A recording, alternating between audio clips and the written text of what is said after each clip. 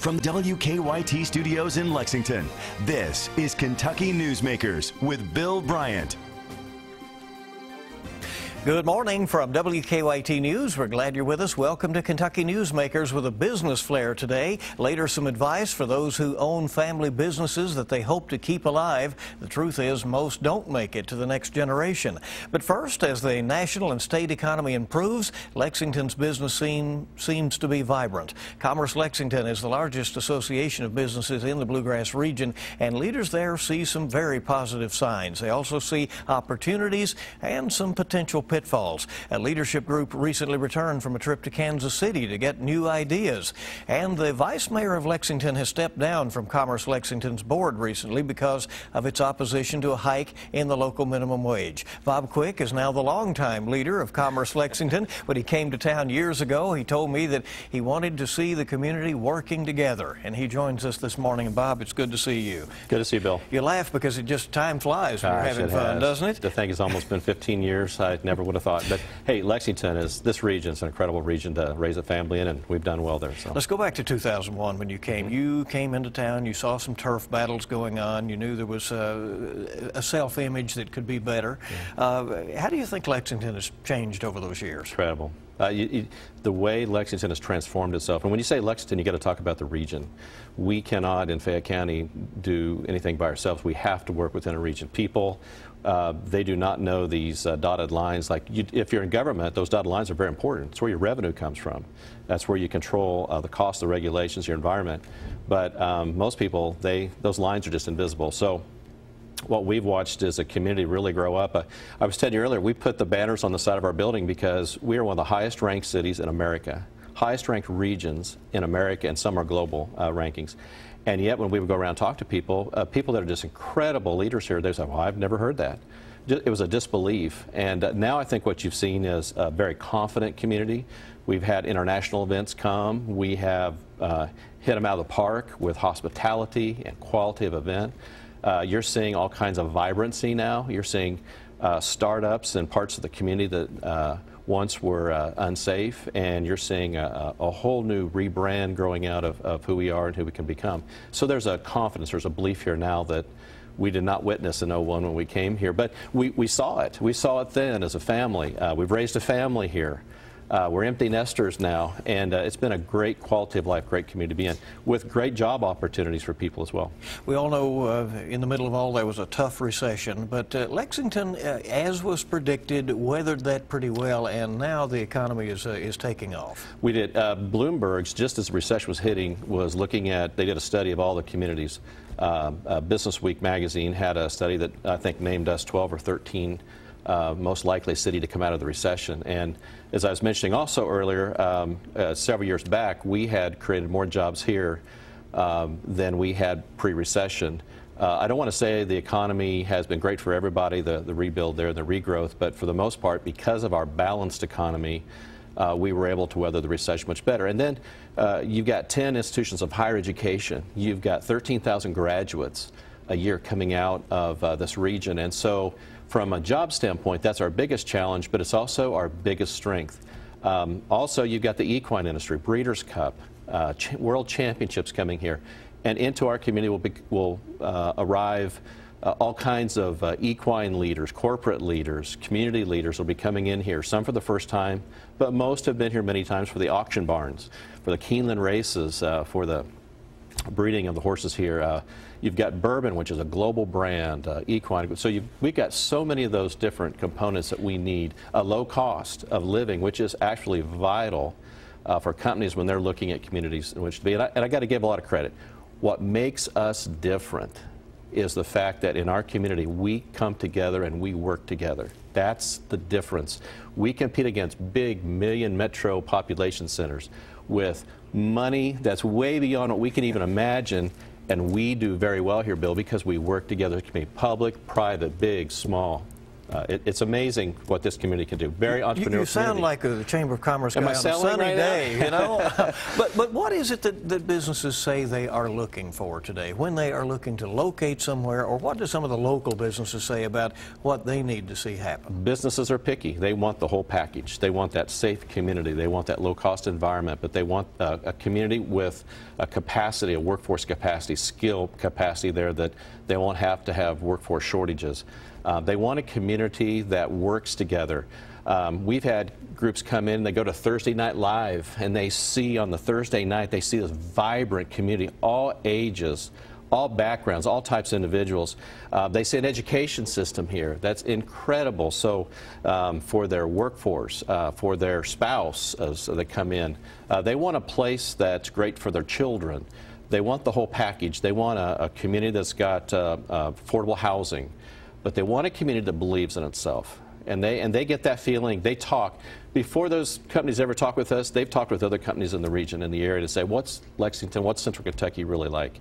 And the great thing is that we all talk together, we work together, we talk about our shortfalls that we got to overcome, but there's no surprises. People really like this area. That's why we've had 7,000 jobs created since 2010. That's why we have $1.2 billion in new capital investment in this area. So I think we've done so many things right. I give a lot of credit to our public leaders. They get hit a lot. I don't know how, I often would tell my kids, I don't know how the Mayor Grays of the world, the council leaders, how they, our legislators, our governor, I don't know how they take it because they're always getting dinged on something. We've had really good leadership that's pulled us together, to allowed us to deal with issues, the good, the bad, the ugly sometimes. But at the end of the day, we come back together. We don't take things personal. But I think people's interests are we want to make this a much better place, quality of life and economically. Let's talk a little bit about this regionalization that you spoke of just a minute ago. So you're saying that you think generally these days people see Richmond as down the street, Georgetown is down the street. It's all one big community. Yeah. Yeah, absolutely. Does the economy here effectively function that way? Yeah, absolutely. Let me give an example. We just got back from taking 52 business community leaders to Washington, D.C. It was from an 8-county area. Bill, that's just unheard of in so many areas, to get leaders that'll come together, public and private, that can, number one, agree on the issues that they have to affect. Where now in Fayette County, I can articulate the issues of Madison County or Scott, and Scott can that of Woodford, and I mean, it's just become more of a larger community. It provides our region, our communities, with so many more variables. Some people want to live in that smaller community. They want that smaller quality of life, and we've got high quality of life opportunities here. Others want that bigger urban center. So we have that mix of all different types and varieties of offerings, and absolutely, it's not about one community anymore. We all have our strengths, we all have our shortfalls, but collectively we can blend that over a region. Let's talk about who people are in this area. First of all, the unemployment rate is low. We have a graphic here, I think, that we can show you where things stand right now. The state's at 5.2, federal 5.5, we're at 4.2. So that's a strength that shows that we're a vibrant economy, but it also says that you know, our unemployment is extremely low. And so companies are looking, they often don't contact us first, or we don't have that interaction. Typically they'll look at a lot of our factors, but when you look at 13,000 graduates, when you look at our high quality of life, we're on charts everywhere. This ranking sheet I told you about, one of our hottest items we have, people look at those and are just absolutely blown away, and those companies, that's an incentive for them to want to come and look at us. All right, what do you say to some who say, well, but there are people who are being left behind? And as you know, Lexington's Vice Mayor, Steve Kay, recently resigned from your board because he believes the city should establish a higher local minimum wage, higher than the state minimum. The Chamber of Commerce Lexington is on record as opposed to that. Why does the Chamber take that position? Well, we believe that any wages ought to be set at a state or federal level. We've always believed that. We don't believe that ought to be set at the local level. If you look at those communities now that are starting to put in the $15 an hour wages, there's all kinds of unintended consequences. The very people you're trying to help, in many cases, you're hurting. Here, you know, what Vice Mayor Kay did, that's his prerogative. He represents the council on our board. We thought in 2001 that adding, when we did our merger, we thought, or 2004, I'm sorry, when we did the merger by adding the council to our board, would allow, where there's a disagreement on an issue, would allow a dialogue and input. So, but that's his decision to make. For us, what we want to do is see that there's a very good, thorough discussion. On issues like this, study them, follow the data. We're just saying to those who may not support our position, follow the data. A lot of the people that are in the lower wage areas, they work part-time by choice. There are individuals that they do need to get a higher wage. We've got to figure out, how do we help them? I talk to a lot of folks, Bill, and they'll say, but if you raise my wage, I'm going to lose other government benefits that I need. Most people need transportation, child care. Maybe those are other things that we can do if we look at that data and really dig down deep into it to really help individuals. That's all we're saying. I think at the end of the day, we're all trying to do the same thing. I'm never going to second guess somebody else's intentions. I think we all want to help people. It's just, how do we go about doing that? Let's study it. Let's really dig into it and find out what the data tells us. Will he be replaced on the board? No, our bylaws say that it's the vice mayor. It's the mayor, vice mayor, and the city's economic development director. So we intend to leave that position as it is. If I change it for the vice mayor, then we got to start changing it for everybody else. You might say, well, can I have someone else sit in for me? So, do you, as you look at the city right now, and you look forward and so forth, as we're talking about the region, do business and educational entities coordinate enough in terms of the training that is needed to make sure that the education matches the jobs that are going to be available? Yes and no. The business community, at least we work through our Business and Education Network. It's a subsidiary group of Commerce Lexington. Betsy Dexter, who's with the State Chamber right now, starts with us August 1. We connect business to education, to educators. And so we're always trying to make sure we're bringing people together for the training initiatives. One of the challenges we've had, it's been a big issue here, has been in Central Kentucky, where the Workforce Investment Board is controlled by the Bluegrass Area Development District. And so there's studies and reviews going on there to figure out how to streamline that better, so that there's more, there's a competitive procurement process where there's not so much control, but there's more transparency. The new Workforce Innovation and Opportunity Act allows for that. I just think we have to do a much better job of connecting business into the workforce training opportunities and figuring out today and 5 years down the road what kind of jobs do we need and will we need, and then start making sure we have those jobs available. All right. Leadership trip recently to Kansas City. We'll talk about that, and also changes in the Fayette County school system. We're back with Bob Quick of Commerce Lexington on WKYT's Kentucky Newsmakers in a moment. Welcome back into WKYT's Kentucky Newsmakers. We're visiting with Bob Quick of Commerce Lexington, and some more territory to cover here before we go. Bob, you are in support of the Chamber, the Commerce Lexington is in support of a local option sales tax, yes, this LIFT proposal that yes, would be put into effect for a limited period of time for a specific project, yes, that has to be approved by first the legislature, then the voters, then the local voters. Absolutely. Right? A lot of checks and balances. Why do you think that? People might say, well, it's unusual for a business group to support a tax of any kind. We are a community that's growing, changing, and to be competitive globally. We can't talk just be competitive nationally, but globally. There are pieces of our infrastructure we need. We keep going to Frankfurt trying to request that money for those infrastructure pieces, and we're competing with all other aspects of the state for money. This is a local control issue. This is where we can take 1% sales tax. This is where we can, as voters, we can agree to how we enhance this community to improve the quality of life and the economics of it. If we wait for Frankfurt, we're going to be waiting for a long time. This is an area where we can go, we can determine an infrastructure or infrastructure projects. We can vote on whether or not we agree as people on for that package or disagree.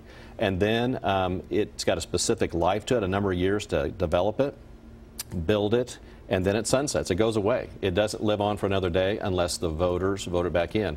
For us, it's that local control issue, but we got to quit talking about what we need to do to enhance our quality of life, to make us more competitive, because who I'm competing with, who you're competing with, this community, this region, they're not slowing down. They're stepping out even further to advance their economies, their quality of life. We have to be as competitive.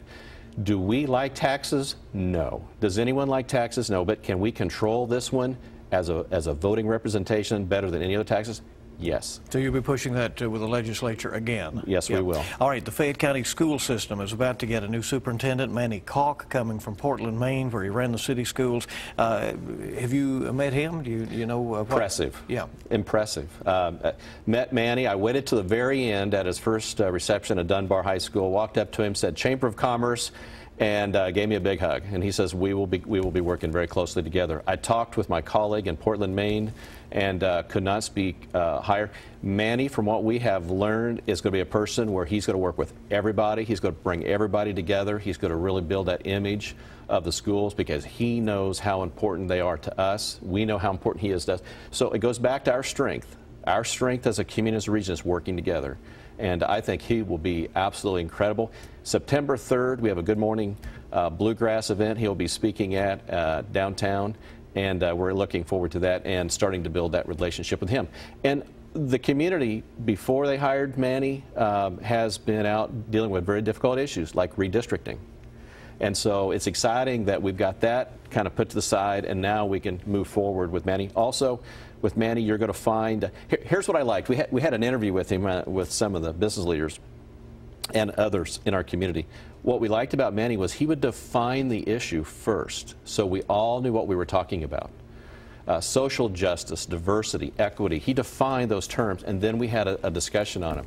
And we're all sitting there because we then knew exactly what we were talking about collectively. We weren't all kind of dealing out here in space. We were very specifically in tune. And he was very interactive with us. I'm very impressed so far. Bob, what are the biggest challenges to the region here in 2015? Workforce. Having that capacity of workforce, having those skill capacity that we can fill jobs. We have a lot of jobs that are going unfilled, and if they're not filled, those jobs are going to be created somewhere else by the different companies we're talking about. So we have to do that. The other thing is there's a drug issue. We can't bury our heads in the sand. There is a drug issue that we've got to figure out how to affect. And it just goes from one drug to the next. About the time as a legislature and as people we get our hands around one cause, it moves to another. We have to figure out how to resolve that. Which is a challenge for employers trying to find qualified workers, right? Absolutely, and for the community, again, for quality of place and safety. Breeders' Cup is coming, as we've mentioned, what, 50,000 people will be there, in addition to whoever may be here for other reasons because it's here, right? Super international event, very prestigious. It's the World Championships, 2015 Breeders' Cup World Championships. You know, people come here for our auction barns. People come here for the Keeneland races, they come here for the breeding, they come here for their stock. Now they're going to come here and they're going to see the best racing in the world. It's exciting because it's going to bring a global audience. And again, I keep sharing, we are a global community. And so we've already proven to the world many, many times when they come here, we handle people better than anyone else. Our hospitality is incredible. Do you find that if people get a piece of Lexington, they get just a chance to see it, that they want to be a part of it in some way? They do. They do. When we came here, just to interview, you get bitten by the bug. I mean, it's the quality of life here, the beauty, but the people, the hospitality, the genuine friendships we've built, and you can build here. But you come here and you see what's in this community, and it's amazing. Bob Quick with Commerce Lexington, thanks for visiting with us. Thank you. We appreciate it very much. And coming up on Kentucky Newsmakers, transferring a family business from one generation to the next is not easy to do. Some advice from an expert at UK. That's ahead on WKYT's Kentucky Newsmakers.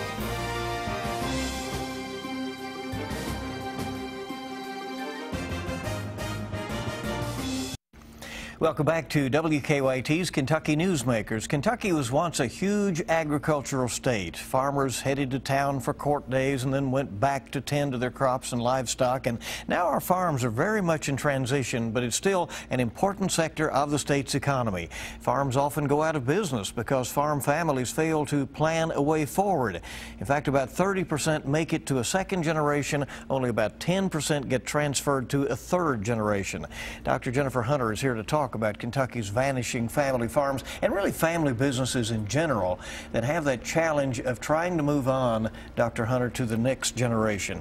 It is not an easy thing to do, is it? No doubt. It is not an easy thing to do, and it's something that takes quite a bit of planning, and it's a plan that needs to be put in place many years before the actual business plans to transition.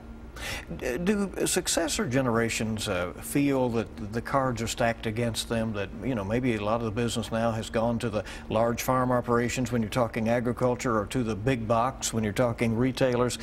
Do they have a difficulty feeling like they still have a niche?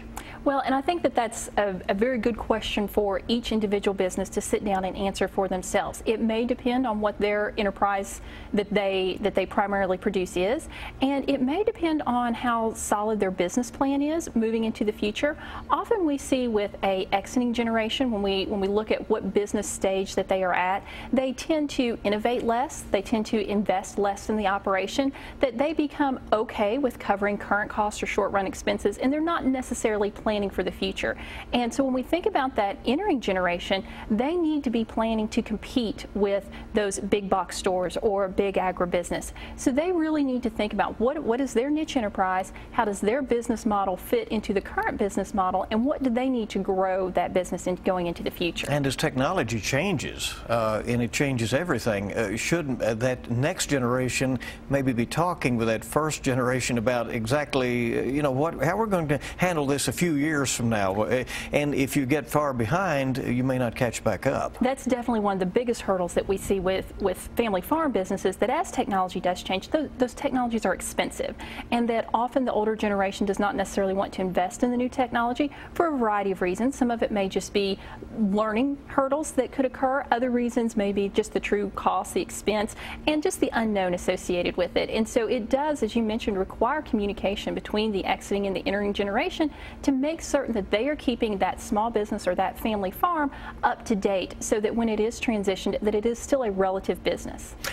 When should that conversation begin? Who starts it most often? Is it the original owners, or is it the next generation who begin to think, we're going to lose our family business here if we don't come together? And that's a great question, and one that's difficult to answer, and probably particular to people's situations.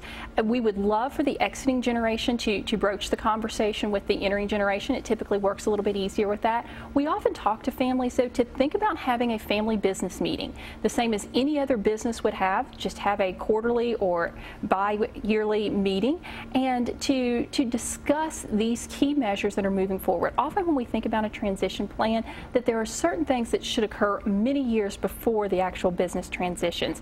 And so we don't want to wait until it's too late. We don't want to wait until a family member is ill or until someone is incapable of carrying on with that business to start having these conversations, because at that point it's often too late, and that's when we see businesses fail. So when you put a plan in place 5 or 10 years ahead of the transition, then the entering generation knows what to expect. They know how to plan for the future. They know how to manage their personal finances moving towards the future.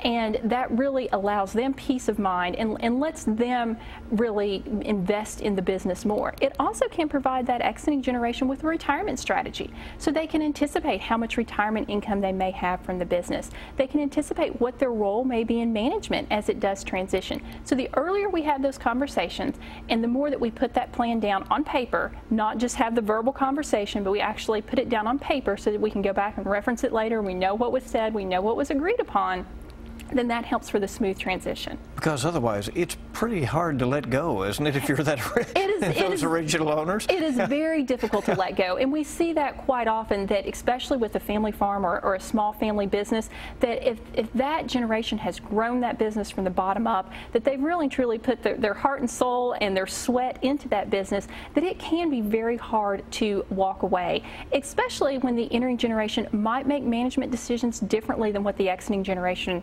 does. And so sometimes the exiting generation has to be willing to take that step back, let the entering generation make some decisions, and allow them to really grow the business in the way that they vision for the future. But it can be very difficult on both sides. Do you think the decision sometimes comes down to, well, the best answer here is just to dissolve things and sell out and move on? Unfortunately, we do see that happen, and often that's going to occur when the business potentially is not economically viable to support the entering generation. So So as I mentioned earlier, sometimes with the exiting generation, their expenses are going to be less and they can cover the short run.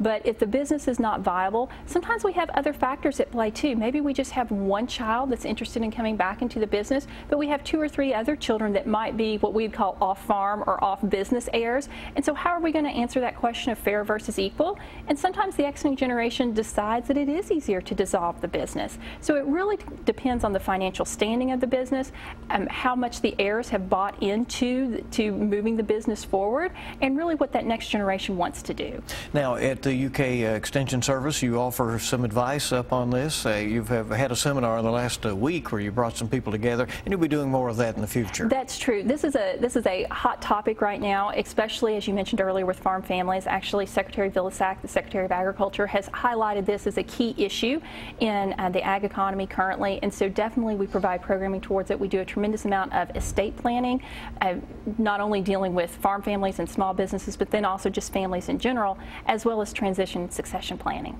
And as we've seen this summer, the weather can be such a factor to farming in Kentucky. Is that sometimes one of those issues that, you know, some of the older folks just say, I just don't want that tough of a life for you, you know, kind of thing, in moving forward, in knowing the difficulty they've been through? Right, and so quality of life is one of those considerations, and that's one reason that we recommend as businesses transition to do a trial period for that entering generation and let them make certain that this is something that they want to do, especially if maybe we have a spouse that's a off-business or off-farm heir that's going to be coming in and managing that business, that maybe they didn't grow up with that lifestyle, that if you have that trial period, it lets that new person entering in feel, is this something that they want to do for the rest of their lives? And is this something that they feel like that they can do and they can manage? Dr. Jennifer Hunter, you always bring us things to think about. We appreciate it very much. Thanks for being here. And we thank you for joining us for this edition of WKYT's Kentucky Newsmakers, and we hope you make it a good week ahead.